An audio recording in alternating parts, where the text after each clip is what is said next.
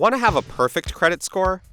Well, some parts of your score are beyond your control, and once your credit is good enough, you'll qualify for the best rates.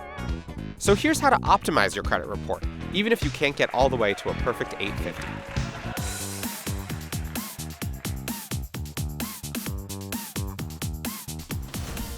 First off, you should know that your credit score could mean hundreds of different things. We're talking about your general FICO score, but there are now 10 different FICO versions. So even if the score you are checking on a free site is perfect, it doesn't mean a lender is looking at the same number. A perfect score is 850, and only 1.6% of Americans have it. Anything under 680 isn't desirable to lenders and will qualify you for only subprime loans. But lenders group prime credit scores into 3 buckets: 680 to 700, 700 to 739, and 740 plus, which is technically super prime. As long as you're in the last group, you qualify for the best interest rates. 741, 801, 850, they all get the same rates. The one benefit of having a score above 800, beyond bragging rights, is you'll qualify for the most competitive credit cards at the best possible interest rate. That's how to get a fancy card with a lot of perks. Here's what FICO is looking at to determine your score.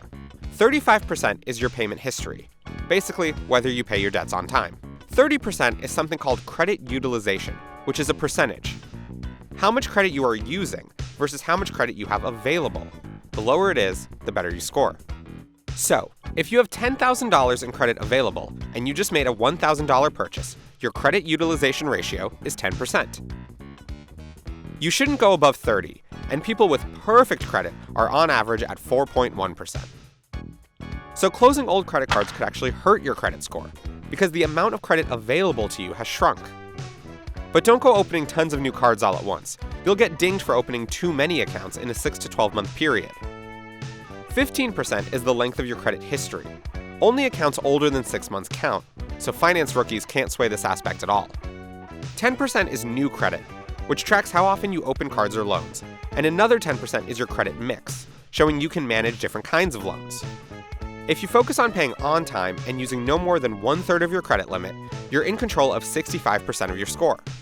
The other components do little in the grand scheme of things, and we pointed out some you can't even control. So focus on your payments and credit utilization and don't stress the rest.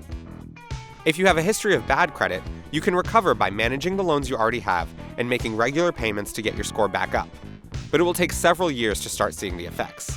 So even if you'll never get to 850 in this confusing system, as long as you are aware of your payment schedule and the limit on all your cards and loans, you can boost yourself up past 740 and be in that elite group with the best lending offers.